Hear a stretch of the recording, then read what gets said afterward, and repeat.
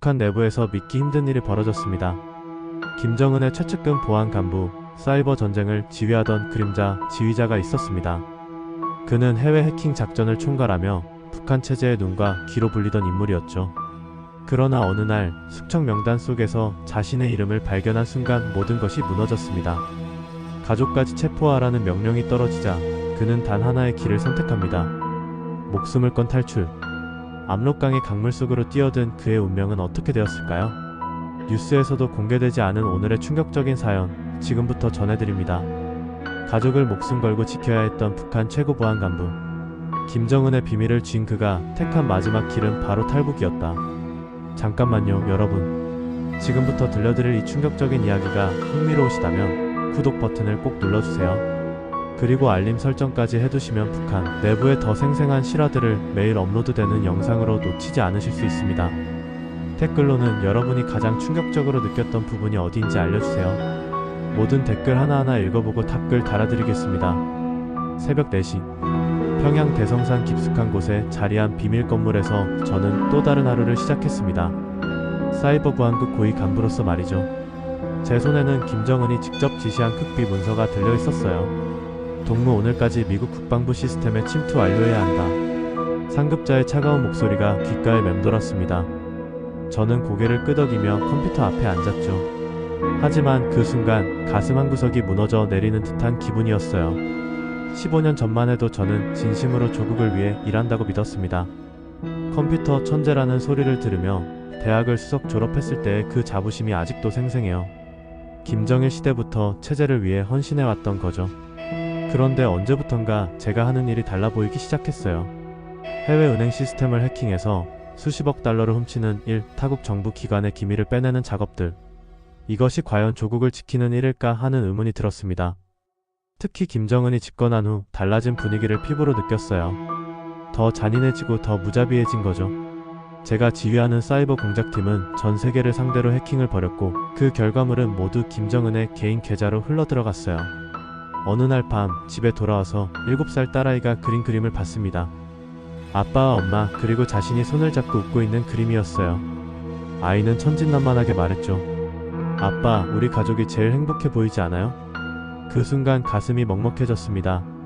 제가 하고 있는 일이 정말 이 아이의 미래를 위한 것일까? 매일 밤 악몽에 시달리며 잠들어야 하는 제 모습이 과연 좋은 아버지의 모습일까? 다음날 아침, 평소와 다른 긴장감이 사무실을 감쌌어요. 동료들의 표정이 어두웠고 복도에서 들리는 발걸음 소리조차 무겁게 느껴졌습니다. 그때 충격적인 소식을 들었죠. 리 동무가 어젯밤에 연행되었다고 합니다. 리 동무는 제 바로 위 상급자였어요. 불과 일주일 전만 해도 김정은 앞에서 보고를 하던 사람이었는데 하루아침에 사라진 거죠. 죄목은 반당반영명 행위. 하지만 모든 사람이 알고 있었어요. 그저 김정은의 의심을 받았을 뿐이라는 것을. 그 순간 등골이 서늘해졌습니다. 만약 제가 다음 타겟이 된다면 제 가족은 어떻게 될까? 북한에서 한번 숙청 명단에 오르면 3조까지 멸한다는 것이 철칙이니까요. 점심시간에 화장실에서 몰래 거울을 봤어요. 그 안에 비친 제 얼굴은 창백했고 눈가에는 깊은 주름이 파여 있었습니다. 언제부턴가 저는 권력의 심장부에서 일하는 고위 간부가 아니라 언제 제거될지 모르는 소모품이 되어 있었던 거죠. 리 동무가 사라진 지 3일이 지났습니다. 사무실 분위기는 장례식장보다 더 음산했어요. 그런데 더 충격적인 일이 벌어졌죠. 박 동무도 어젯밤에 연행되었습니다. 박 동무는 사이버 보안국 내에서도 손꼽히는 실력자였어요. 김정은이 직접 포상까지 내린 사람이었는데 하루아침에 반역자가 된 거죠. 저는 손에 쥔 커피잔이 덜덜 떨리는 것을 느꼈습니다. 점심 무렵 더욱 섬뜩한 소식이 들려왔어요. 최동무까지 사라졌다는 거였습니다. 최동무는 제 직속 부하였는데 불과 어제까지도 제 옆에서 해킹 작업을 도왔던 사람이에요. 도대체 무슨 일이 벌어지고 있는 거지? 동료들은 서로 눈치만 보며 입을 다물고 있었습니다.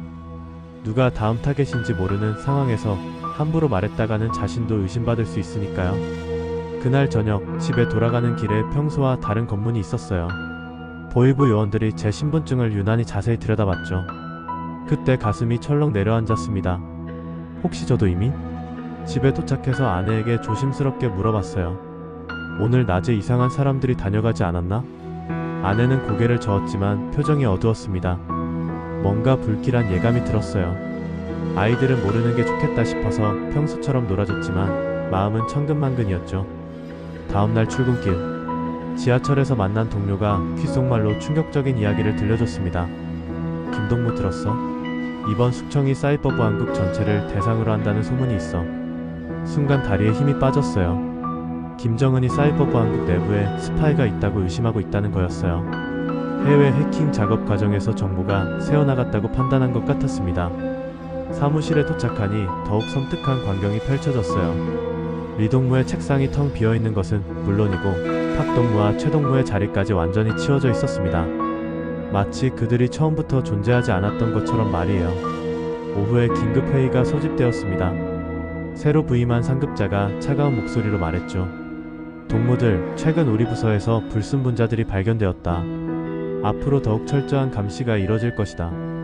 그의 시선이 제게 머물렀을 때 온몸에 소름이 돋았어요. 분명히 저를 의심하고 있다는 느낌이 들었습니다. 회의가 끝나고 화장실에 갔는데 거기서 예상치 못한 사람을 만났습니다. 정동무였어요.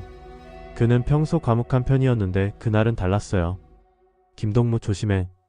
다음은 우리 차례일지도 몰라. 정동무의 떨리는 목소리에서 공포를 느꼈습니다. 그가 건네준 쪽지에는 충격적인 내용이 적혀 있었어요. 내일 새벽 4시 보이부에서 대규모 연행 작전. 그 순간 머릿속이 하얘졌습니다. 김정은이 사이버 보안국을 완전히 갈아엎으려 한다는 뜻이었어요. 저 같은 고위 간부들을 모조리 제거하고 새로운 사람들로 교체하려는 거죠. 퇴근 후 집으로 향하는 발걸음이 무거웠습니다. 아내와 아이들의 얼굴이 떠올랐어요. 만약 제가 연행된다면 이들은 어떻게 될까? 정치범 수용소에서 평생을 보내야 할까? 현관문을 열고 들어서니 딸아이가 달려와 안겼습니다. 아빠, 오늘 유치원에서 그림 그렸어요. 천진난만한 미소를 보며 가슴이 찢어지는 듯 아팠어요. 이 아이는 아직 아무것도 모르는데 하루아침에 모든 것을 잃을 수도 있다는 게 너무나 잔혹했습니다. 그날 밤 잠들기 전 창밖을 내다봤습니다. 평양의 불빛들이 평소보다 차갑게 느껴졌어요. 내일이면 이 모든 것과 작별해야 할지도 모른다는 생각에 눈물이 흘렀습니다. 새벽 3시 30분 갑작스러운 전화벨 소리에 잠에서 깼습니다. 정동무였어요. 김동무, 지금 당장 일어나. 보이부 차량들이 우리 아파트 단지로 들어오고 있어. 순간 온몸에 전율이 흘렀습니다. 정말로 대규모 연행 작전이 시작된 거였어요. 창문으로 내려다보니 검은 승용차 여러 대가 아파트 주차장에 들어서고 있었습니다. 여보, 무슨 일이야? 잠에서 깬 아내가 불안한 표정으로 물어봤어요. 저는 최대한 침착하게 대답했습니다. 괜찮아. 아마 전기 검열일 거야. 하지만 속으로는 이미 최악의 상황을 각오하고 있었죠. 만약 저를 데려간다면 아내와 아이들은 어떻게 될까? 생각만으로도 숨이 막혔어요. 아침 7시. 평소보다 일찍 출근했습니다. 사무실은 반쯤 비어 있었어요. 밤사이 또 몇 명이 사라진 거죠. 제 옆자리에 앉던 장동무도 보이지 않았습니다.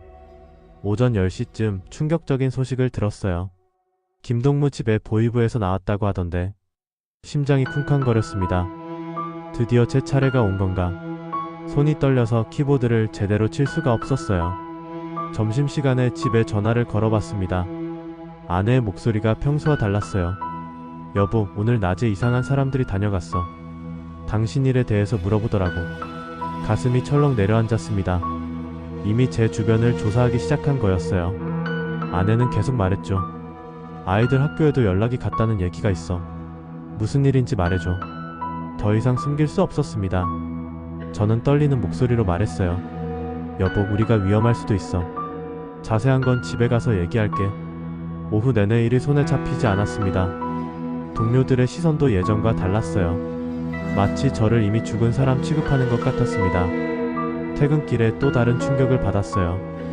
아파트 입구에서 이웃 아주머니가 다가와 귓속말을 했습니다. 김동무 댁 아이들 오늘 학교에서 일찍 돌려보냈다던데. 선생님이 갑자기 아프다면서. 온몸에 소름이 돋았습니다. 학교에서도 압박이 시작된 거였어요. 북한에서는 정치적 문제가 생기면 아이들부터 격리시키는 게 관례였습니다. 집에 들어서니 아내와 아이들이 거실에 모여 앉아 있었어요. 평소 같으면 TV를 보며 웃고 떠들었을 시간인데 모두 침묵하고 있었습니다. 7살 딸아이가 제게 다가와 물어봤어요. 아빠, 우리가 나쁜 사람인가요? 선생님이 이상하게 쳐다봤어요. 그 순간 가슴이 찢어지는 것 같았습니다. 아무 죄 없는 아이까지 이런 시선을 받아야 한다니. 저는 딸아이를 안고 말했어요. 우리 딸은 세상에서 가장 착한 아이야. 걱정하지 마. 하지만 속으로는 분노가 치밀어 올랐습니다. 대체 이 체제가 무엇이길래 어린아이까지 고통받게 만드는 거죠. 밤 11시. 아이들을 재운 후 아내와 진실을 나눴습니다. 여보, 사실 우리가 정말 위험한 상황이야. 내 동료들이 하나둘씩 사라지고 있어. 아내의 얼굴이 창백해졌어요. 그럼 우리는 어떻게 되는 거야? 저는 오랫동안 고민해왔던 말을 꺼냈습니다. 탈출해야 할 것 같아. 아내가 깜짝 놀라며 입을 막았어요. 북한에서 탈출이라는 말은 곧 죽음을 의미하니까요. 미쳤어? 잡히면 우리뿐만 아니라 양가 부모님까지 모두 죽어. 맞는 말이었습니다. 하지만 다른 선택의 여지가 없었어요. 그냥 있어도 죽고 도망가도 죽을 수 있어. 그런데 도망가면 적어도 살 가능성이 있잖아. 그날 밤 새벽까지 아내와 이야기했습니다. 눈물도 많이 흘렸어요. 결국 아내도 제 뜻에 동의했습니다. 아이들만은 살려야 해. 이 지옥 같은 곳에서. 다음날 새벽 5시. 또 다른 전화가 걸려왔어요. 이번엔 아는 사람이 아니었습니다. 김동무, 오늘 오전 9시까지 보입으로 출석하십시오. 전화를 끊는 순간 온몸이 굳어버렸습니다. 드디어 제게도 소환장이 떨어진 거였어요. 아내가 제 표정을 보고 모든 것을 알아챘습니다. 이제 정말 시간이 없구나. 네, 정말로 시간이 없었습니다. 오늘을 넘기면 내일은 없을지도 모르니까요. 보이부 소환장을 받은 그 순간부터 저는 다른 사람이 되었습니다. 겉으로는 평상시처럼 행동했지만 머릿속에서는 탈출 계획이 빠르게 돌아가고 있었어요. 사실 저에게는 하나의 비밀이 있었습니다. 3년 전 중국 출장을 갔을 때 우연히 만난 사람이 있었어요. 장씨라고 불렸는데 겉보기에는 평범한 사업가 같았습니다. 그때 장씨가 건넨 명함 뒤에는 작은 글씨로 이런 말이 적혀 있었어요. 언제든 도움이 필요하면 연락하세요. 처음에는 단순한 인사말인 줄 알았습니다. 하지만 나중에 알고 보니 그는 탈북 브로커였어요. 북한 고위층의 탈출을 전문으로 돕는 사람이었죠. 그날 오전 8시 30분. 보이부에 출석하기 30분 전 저는 마지막 도박을 걸었습니다. 사무실 컴퓨터에서 몰래 중국 번호로 문자를 보낸 거예요. 3년 전 그 약속 아직 유효한가요? 탑장은 놀랍도록 빨리 왔습니다. 압록강 하류 600m 지점. 내일 밤 12시. 가슴이 두근거렸어요. 정말로 탈출할 수 있는 길이 열린 거였습니다. 하지만 동시에 공포도 밀려왔죠. 실패하면 온 가족이 죽는다는 걸 알고 있었으니까요. 보이부에서의 조사는 예상보다 가벼웠습니다. 아마 아직 확실한 증거가 없어서였을 거예요. 하지만 담당관의 차가운 눈빛에서 저를 깊이 의심하고 있다는 걸 느꼈습니다. 김동무, 최근 부서 내 분위기가 어떤가? 모든 동무들이 충성심으로 똘똘 뭉쳐 있습니다. 혹시 이상한 움직임을 보인 사람은 없었나? 전혀 없었습니다. 거짓말이었지만 살기 위해서는 어쩔 수 없었어요. 조사가 끝나고 나올 때 담당관이 마지막으로 한 말이 섬뜩했습니다. 김동무, 곧 다시 만날 것 같은데. 집에 돌아와서 아내에게 모든 것을 털어놨습니다. 3년 전 중국에서 만난 브로커 이야기, 그리고 내일 밤 탈출 계획까지요. 미쳤어? 그 사람이 진짜 믿을만한 사람인지 어떻게 알아? 아내의 걱정이 당연했습니다. 자칫하면 함정일 수도 있었으니까요. 하지만 다른 방법이 없어. 이대로 있으면 내일 모레 우리 모두 정치범 수용소행이야. 그날 저녁 온 가족이 모여 앉았습니다. 아이들에게는 진실을 말할 수 없었어요. 대신 이렇게 말했죠. 내일 아빠랑 엄마랑 멀리 여행을 갈 거야. 아주 조용히, 아무에게도 말하면 안 돼. 7살 딸아이가 신나하며 물어봤습니다. 어디로 가는데요? 백두산이에요. 가슴이 아팠어요. 아이는 단순한 여행인 줄 알고 있는데 사실은 목숨을 건 도박이었으니까요. 밤 10시. 아이들을 재운 후 아내와 마지막 점검을 했습니다. 가져갈 수 있는 건 최소한의 옷가지와 현금뿐이었어요. 그나마도 의심받지 않을 정도로만요. 여보, 정말 이게 맞는 선택일까? 아내의 떨리는 목소리에 저도 확신이 서지 않았습니다. 하지만 되돌릴 수는 없었어요. 우리 아이들이 자유롭게 살 수 있는 곳으로 가는 거야. 그것만 생각하자. 자정이 가까워질 무렵 창밖을 내다봤습니다.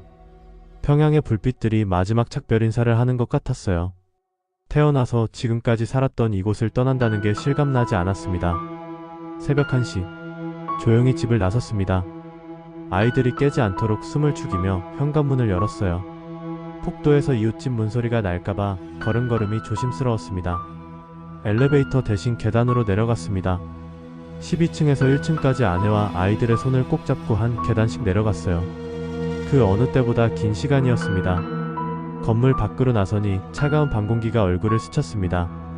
평양 시내는 깊은 잠에 빠져 있었어요. 하지만 저희에게는 가장 위험한 시간이 시작된 거였습니다. 압록강까지는 걸어서 3시간 거리였습니다. 택시를 타기에는 너무 위험했어요. 혹시라도 기록이 남으면 추적당할 수 있었으니까요. 아빠 다리 아파요. 5살 아들이 투정을 부렸습니다. 저는 아이를 업고 걸었어요. 아내는 딸아이의 손을 꼭 잡고 뒤따라왔습니다. 평양 외곽으로 나갈수록 길은 더욱 어두워졌습니다. 가로등도 드물고 사람의 인기척도 없었어요. 오직 저희 가족의 발걸음 소리만 밤 공기를 가르고 있었습니다. 압록강이 가까워질 무렵 멀리서 손전등 불빛이 보였습니다. 약속 장소에 누군가 기다리고 있는 거였어요. 과연 그 사람이 저희를 구원해줄 천사일까? 아니면 함정을 친 악마일까? 압록강 하류 600m 지점. 손전등을 든 사람이 저희를 향해 다가왔습니다. 키가 크고 건장한 중국인 남성이었어요. 3년 전 그 장씨가 맞았습니다. 늦었군요. 빨리 와요. 그의 목소리는 차가웠지만 안정감이 있었어요. 전문가의 느낌이었습니다. 아이들까지 데려오다니. 위험하다고 경고했는데 가족을 두고 갈 수는 없었습니다. 장씨는 한숨을 쉬며 고개를 끄덕였습니다. 그럼 더욱 조심해야 해요. 강을 건너는데 20분 정도 걸릴 겁니다. 압록강의 물소리가 귀에 들렸어요. 생각보다 물살이 세 보였습니다. 2월에 찬바람이 온몸을 스쳤을 때 딸아이가 떨면서 말했어요. 아빠 무서워요. 저는 딸아이를 꼭 안으며 속삭였습니다. 괜찮아. 아빠가 지켜줄게. 장씨가 미리 준비해둔 고무보트를 끌어냈습니다. 성인 4명이 겨우 탈 수 있을 정도의 크기였어요. 소리 내지 마세요. 북한 경비병들이 순찰을 돕니다. 보트에 오르는 순간 심장이 터질 것 같았어요. 정말로 조국을 등지고 떠나는 거였습니다. 돌이킬 수 없는 선택이었죠. 강 한복판쯤 왔을 때였습니다. 갑자기 북한 쪽에서 강한 불빛이 비춰왔어요. 누구냐? 서라. 경비병의 외침이 밤 공기를 갈랐습니다. 장씨의 얼굴이 굳어졌어요. 발각됐습니다. 엎드리세요. 그 순간 탕탕탕 총소리가 울려 퍼졌습니다. 총알이 물 위를 스쳐 지나갔어요. 아들아이가 무서워서 울기 시작했습니다. 으앙. 아빠. 조용히 해. 들킬라. 아내가 필사적으로 아이 입을 막았습니다. 하지만 아이의 울음소리는 멈추지 않았어요. 탕. 탕. 탕. 총소리가 더욱 가까워졌습니다. 경비병들이 강둑을 따라 뛰어오는 소리가 들렸어요. 장씨가 필사적으로 노를 저었습니다. 조금만 더. 중국 쪽이 거의 다 왔어요. 그때 딸아이가 떨리는 목소리로 말했어요. 아빠 뒤에서 총소리 나요. 뒤를 돌아보니 북한 경비병들이 강둑에서 조명탄을 쏘아 올리고 있었습니다. 밤하늘이 하얗게 밝아졌어요. 이제 우리 위치가 완전히 노출된 거였습니다. 빨리, 빨리. 장씨가 온 힘을 다해 노를 저었어요. 하지만 경비병들의 총소리는 점점 더 가까워졌습니다. 휙. 총알 하나가 제 머리 위를 스쳐 지나갔어요. 정말로 몇 센티미터만 낮았다면 목숨을 잃을 뻔했습니다. 엎드려. 모두 엎드려. 가족들을 보트 바닥에 눕히고 제 몸으로 덮었습니다. 총알이 빗발치는 가운데서도 아내와 아이들만은 지켜야 했어요. 그때 멀리서 다른 소리가 들렸습니다. 중국 경비대의 확성기였어요. 북한 경비병들 사격 중지. 여기는 중국 영토다. 드디어 중국 쪽 강둑에 도착했습니다. 장씨가 저희를 재촉했어요. 빨리 올라와요. 아직 안전하지 않습니다. 보트에서 내려 중국 땅을 밟는 순간 다리에 힘이 풀렸어요. 하지만 안도할 시간은 없었습니다. 북한 경비병들이 여전히 총을 쏘고 있었으니까요. 차가 저기 대기하고 있어요. 뛰세요. 50m 정도 떨어진 곳에 검은색 승용차가 기다리고 있었습니다. 저는 아들을 안고 뛰었고 아내는 딸의 손을 잡고 따라왔어요. 차에 올라타는 순간 북한 쪽에서 마지막 총성이 들렸습니다. 하지만 이제 저희는 안전했어요. 중국 땅에 발을 디딘 거니까요. 성공했습니다. 장 씨의 말에 온 가족이 서로 부둥켜 안고 울었습니다. 무서움, 안도감, 그리고 앞으로의 불안감이 한꺼번에 몰려왔어요. 창밖으로 압록강이 멀어져 갔습니다. 북한의 불빛들도 점점 작아져 보였어요. 이제 정말로 돌아갈 수 없는 강을 건넌 거였습니다. 딸아이가 제게 물어봤어요. 아빠, 이제 안전한 거죠? 저는 딸의 머리를 쓰다듬으며 대답했습니다. 응, 이제 안전해. 무서운 일은 모두 끝났어. 하지만 속으로는 알고 있었어요. 진짜 여행은 이제부터 시작이라는 것을. 한국까지 가는 길은 아직도 멀고 험했으니까요. 차는 중국의 어두운 시골길을 달려갔습니다. 창밖으로 보이는 풍경은 북한과 별로 다르지 않았지만 공기만큼은 확실히 달랐어요. 자유의 공기였습니다. 중국에서 한국까지의 여정은 3개월이 걸렸습니다. 베트남, 라오스, 태국을 거쳐 마침내 한국 영사관에 도착했어요. 그 순간을 잊을 수가 없습니다. 대한민국 국민으로 보호를 요청합니다. 영사관 직원에게 이 말을 했을 때 목이 메었어요. 드디어 자유를 찾은 거였습니다. 한국행 비행기에 오르는 순간 온 가족이 눈물을 흘렸어요. 창밖으로 보이는 구름들이 그 어느 때보다 아름다워 보였습니다. 이제 진짜 자유의 땅으로 가는 거니까요. 인천공항에 도착했을 때 첫 느낌은 충격이었습니다. 북한에서는 상상도 할 수 없을 정도로 크고 화려했어요. 사람들의 옷차림도 표정도 모든 게 달랐습니다. 아빠, 여기 정말 우리나라 맞아요? 딸아이의 질문에 가슴이 뭉클했어요.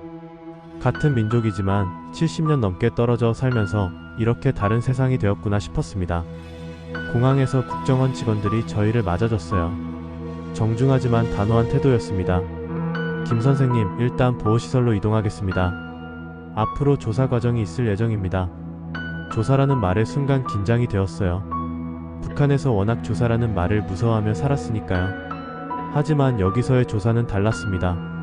국정원 보호시설에 도착하니 다른 탈북민 가족들도 있었어요.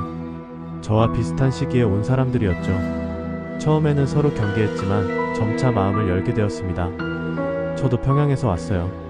외무성에서 일했죠. 같은 처지의 사람들과 이야기하니 마음이 한결 편해졌어요. 혼자가 아니라는 생각이 들었습니다. 조사는 생각보다 까다로웠어요. 제가 북한에서 했던 일들, 알고 있는 정보들에 대해 상세히 물어봤습니다. 특히 사이버 보안국에서의 경험에 대해서는 며칠에 걸쳐 조사가 진행되었어요. 김 선생님이 알고 계신 북한의 해킹 기술 수준은 어느 정도입니까? 상당히 고도화되어 있습니다. 미국이나 일본의 시스템에도 침투 가능한 수준이에요. 제가 털어놓은 정보들이 한국 정부에 도움이 되길 바랐습니다. 북한의 위험성을 알려야 한국도 대비할 수 있을 테니까요. 조사관들의 태도는 북한의 보이부와는 완전히 달랐어요. 협박하거나 위협하지 않았습니다. 오히려 저희 가족의 안전과 적응을 걱정해줬어요. 아이들 교육 문제는 걱정하지 마세요. 한국 정부에서 지원해드립니다. 이런 말을 들을 때마다 정말로 자유민주주의 국가에 왔다는 걸 실감했습니다. 조사 과정에서 가장 힘들었던 건 과거를 돌아보는 일이었어요. 제가 북한에서 했던 일들이 결과적으로는 다른 나라에 피해를 줬을 수도 있었으니까요. 그때는 조국을 위한다고 생각했습니다. 하지만 지금 돌이켜보니 잘못된 일이었어요. 솔직하게 털어놓았습니다. 변명하고 싶지 않았어요. 새로운 삶을 시작하려면 과거에 대해 정직해야 한다고 생각했습니다. 3개월간의 조사가 끝나고 드디어 하나원으로 가게 되었어요. 하나원은 탈북민들의 한국 사회 정착을 돕는 곳이었습니다. 버스를 타고 하나원으로 가는 길에 창밖 풍경을 봤어요. 높은 아파트들, 넓은 도로, 자유롭게 다니는 사람들. 모든 게 꿈만 같았습니다. 여보, 정말로 해냈구나. 아내가 제 손을 꼭 잡으며 말했어요. 네, 정말로 해냈습니다. 목숨을 걸고 탈출해서 자유의 땅에 도착한 거예요. 하나원 입구에서 직원이 저희를 맞아줬습니다. 김 선생님 가족 환영합니다. 앞으로 3개월 동안 한국 사회 적응 교육을 받으시게 됩니다. 그 순간 가슴이 벅차올랐어요. 이제 정말로 한국 사람이 되는 거구나 싶었습니다. 하나원 숙소에 짐을 풀면서 딸아이가 물어봤어요. 아빠, 이제 무서운 사람들이 우리를 잡으러 오지 않아요? 저는 딸아이를 안으며 확신을 가지고 대답했습니다. 안 와. 이제 아무도 우리를 괴롭히지 않아. 우리는 자유야. 그날 밤 처음으로 편안하게 잠들었어요. 누군가 문을 두드릴까봐 두려워하지 않아도 되는 밤이었습니다. 북한에서 느꼈던 그 끔찍한 공포로부터 완전히 벗어난 거였어요. 하나원에서의 첫 아침은 새로운 세상의 시작이었습니다. 창문을 열어보니 저 멀리 산들이 보였어요. 북한에서 본 산과 똑같이 생겼는데 왜 이렇게 다르게 느껴지는지 신기했습니다. 아빠, 여기 밥이 정말 맛있어요. 아침 식사 때 아들이 즐겁게 말했어요. 하나원 식당에서 나오는 음식들은 북한에서는 명절에나 볼 수 있는 것들이었습니다. 매일 이런 음식을 먹을 수 있다니 믿어지지 않았어요. 첫 수업은 한국사였습니다. 선생님이 칠판에 대한민국 헌법 제1조를 적었어요. 대한민국은 민주공화국이다. 대한민국의 주권은 국민에게 있고 모든 권력은 국민으로부터 나온다. 이 말을 들었을 때 소름이 돋았습니다. 북한에서는 상상할 수도 없는 말이었거든요. 모든 권력이 김정은으로부터 나온다고 배워왔는데 여기서는 국민이 주인이라니. 질문 있으면 언제든지 하세요. 선생님의 말에 처음에는 아무도 손을 들지 않았어요. 북한에서는 질문하는 것 자체가 의심받을 일이었으니까요. 하지만 며칠 지나니 분위기가 달라졌습니다. 선생님, 그럼 대통령도 국민이 뽑는 거예요? 맞습니다. 5년마다 선거를 통해 국민이 직접 선출하죠. 이런 대화들이 제게는 충격의 연속이었어요. 권력자를 국민이 심판할 수 있다는 게 얼마나 대단한 일인지 새삼 깨달았습니다. 하나원에서 만난 다른 탈북민들과의 대화도 의미 있었어요. 각자 다른 사연을 가지고 있었지만 자유를 향한 마음은 똑같았습니다. 저는 장마당에서 장사하다가 왔어요. 저는 국경경비대였는데 더 이상 못 견디겠더라고요. 서로의 이야기를 들으며 북한이라는 체제가 얼마나 많은 사람들을 고통스럽게 했는지 알 수 있었어요. 컴퓨터 수업 시간에는 제가 다른 사람들을 도와주기도 했습니다. 북한에서 사이버 전문가였던 경험이 도움이 되었어요. 김 선생님, 정말 대단하시네요. 이런 프로그램까지 다루실 줄 아시다니. 동료들의 칭찬을 들을 때마다 복잡한 기분이었어요. 제가 가진 기술이 북한에서는 체제를 위한 도구였는데 이제는 새로운 삶을 위한 밑거름이 되는 거니까요. 아이들은 저보다 훨씬 빨리 적응했습니다. 하나원 내 학교에서 남한 아이들과 함께 공부하며 금세 친구가 되었어요. 아빠, 오늘 새 친구가 생겼어요. 민수라고 해요. 딸아이가 신이 나서 말했을 때 눈물이 날 뻔했습니다. 북한에서는 친구를 사귀는 것도 조심해야 했는데 여기서는 자유롭게 우정을 나눌 수 있었어요. 한국어 교정 수업도 받았습니다. 북한식 표현과 남한식 표현의 차이를 배우는 거였어요. 동무가 아니라 친구라고 해야 해요. 수령님이 아니라 대통령님이라고 하세요. 작은 차이 같지만 이런 것들이 모여서 새로운 정체성을 만들어가는 거더라고요. 어느 날 저녁 산책을 하다가 하나원 뒤편 언덕에 올랐어요. 거기서 본 야경이 정말 아름다웠습니다. 멀리 보이는 도시의 불빛들, 자유롭게 오가는 자동차들. 여보, 우리 정말 잘 왔구나. 아내와 함께 그 풍경을 바라보며 말했습니다. 고생스러웠지만 후회하지 않았어요. 하나원에서 가장 감동적이었던 순간은 다른 탈북민 가족의 재회 장면을 봤을 때였어요. 먼저 온 아버지가 나중에 온 어머니와 아이들을 기다리고 있었는데 3년 만에 만나는 거였습니다. 여보, 아빠. 그들이 서로 부둥켜 안고 오는 모습을 보니 제 눈에도 눈물이 맺혔어요. 우리 가족은 함께 올 수 있어서 얼마나 다행이었는지 몰라요. 졸업을 앞두고 진로 상담을 받았습니다. 김 선생님은 컴퓨터 분야로 취업하시면 좋을 것 같아요. 실력도 뛰어나시고요. 상담사의 말에 용기가 났어요. 제가 가진 기술로 한국 사회에서 당당하게 살아갈 수 있을 것 같았습니다. 하나원 졸업식 날, 수료증을 받으며 새로운 다짐을 했어요. 이제 진짜 한국 사람으로 살아가자. 그날 밤 가족들과 함께 앉아서 미래에 대한 이야기를 나눴습니다.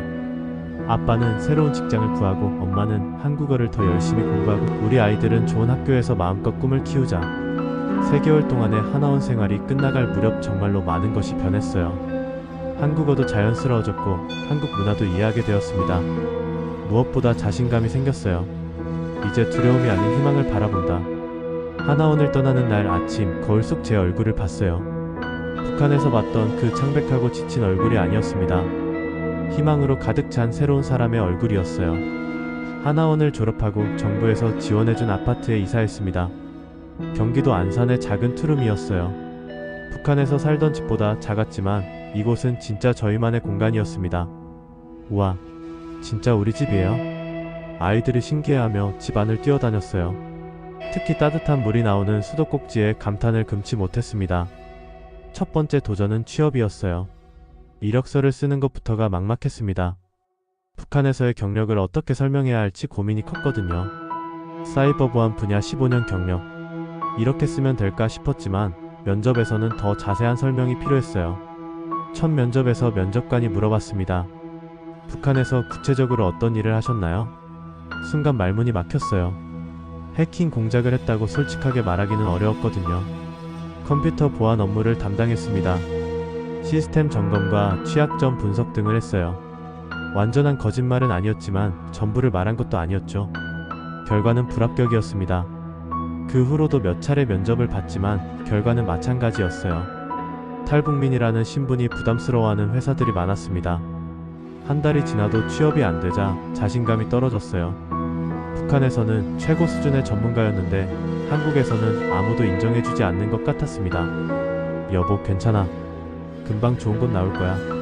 아내가 위로해줬지만 가장으로서의 책임감에 무거웠어요. 그러던 중 우연한 기회가 찾아왔습니다. 하나원에서 알게 된 탈북민 선배가 소개해준 중소기업이었어요. 사장님이 탈북민 출신이야. 우리 사정을 잘 이해해 주실 거야. 면접 당일 사장님의 첫 마디가 인상적이었습니다. 힘들었겠네요. 저도 20년 전에 왔거든요. 동질감을 느꼈어요. 같은 길을 걸어온 사람이라는 생각에 마음이 편해졌습니다. 북한에서의 경험을 솔직하게 말씀해보세요. 여기서는 숨길 필요 없어요. 그제서야 제대로 된 면접을 볼 수 있었습니다. 북한의 사이버 기술 수준, 해킹 방식, 보안 취약점 등을 상세히 설명했어요. 이런 경험을 가진 분이라면 우리 회사 보안 강화에 큰 도움이 될 것 같네요. 드디어 합격 통보를 받았습니다. 월급은 많지 않았지만 첫 직장이라는 의미가 컸어요. 출근 첫날 동료들이 따뜻하게 맞아줬습니다. 북한에서 오셨다며요? 신기해요. 궁금한 게 많은데 괜찮으면 나중에 이야기해주세요. 호기심 어린 시선이었지만 거부감은 없었어요. 오히려 관심을 가져주는 게 고마웠습니다. 일을 시작하니 북한에서의 경험이 도움이 됐어요. 해킹 공격을 막는 보안 시스템을 구축하는데 제 지식이 유용했습니다. 김대리 정말 실력이 대단하시네요. 어떻게 이런 걸 다 아세요? 동료들의 인정을 받으니 자신감이 회복됐어요. 북한에서 배운 기술이 한국에서도 통한다는 걸 확인할 수 있었습니다. 아이들 학교 적응도 걱정이었는데 생각보다 순조로웠어요. 처음에는 말투가 다르다며 놀리는 친구들도 있었지만 금세 적응했습니다. 아빠, 오늘 받아쓰기에서 100점 받았어요. 딸아이가 자랑스럽게 시험지를 보여줬을 때 가슴이 뿌듯했어요. 한국 아이들과 똑같이 공부할 수 있게 된 거니까요. 아내는 한국어 공부에 매진했습니다. 동네 주민센터에서 하는 한국어 교실에 다니며 열심히 배웠어요. 오늘 선생님이 발음이 많이 좋아졌다고 칭찬해 주셨어. 아내의 밝은 표정을 보니 저도 기분이 좋아졌습니다. 주말에는 가족과 함께 서울 나들이를 자주 했어요. 명동, 홍대, 강남 등을 다니며 한국 사회를 직접 체험했습니다.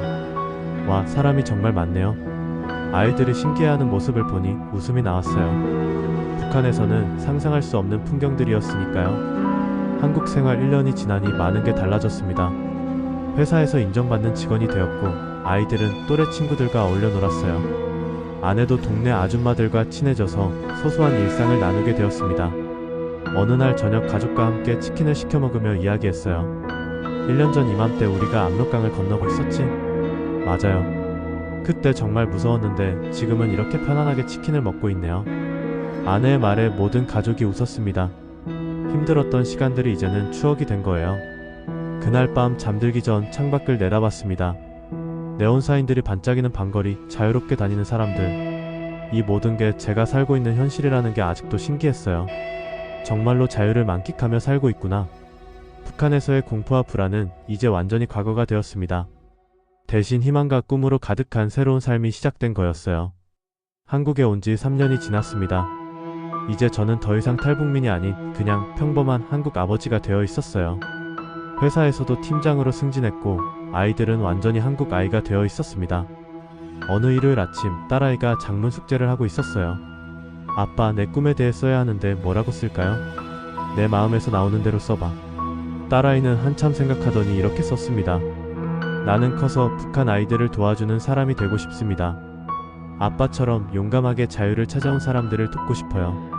그 글을 읽는 순간 눈물이 핑 돌았어요. 아이가 과거를 부끄러워하지 않고 오히려 자랑스러워한다는 게 놀라웠습니다.